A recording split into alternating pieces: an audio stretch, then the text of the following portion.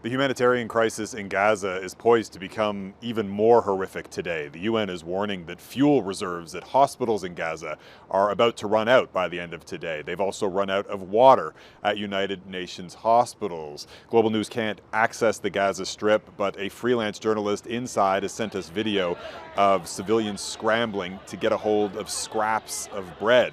And there is no way out. Israel has warned that if civilians try and flee across the border to Israel, they risk being shot to death.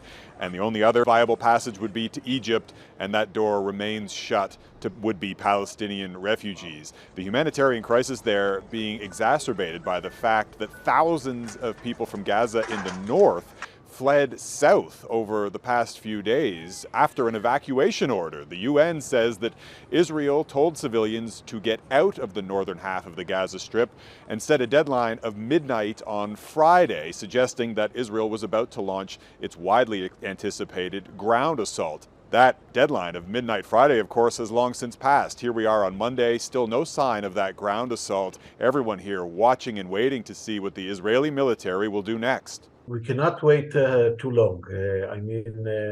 We know that Hamas is waiting for us. We know that they prepared traps for us, okay?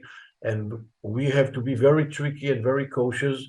But we have no any other option but to do this ground mission. And it will be done. It will be done sooner than later. In the meantime, U.S. Secretary of State Antony Blinken is here in Israel today, meeting with the Israeli President Benjamin Netanyahu. The U.S. has also sent aircraft carriers and ships to this region, a show of support that's really meant to send a message to other countries and groups in this region, warning them not to get involved, particularly Iran and Hezbollah, both of which have suggested they would take action if Israel moves forward with a ground assault in Gaza. And that, if that were to happen, of course, that risks turning this crisis in Gaza into a regional war.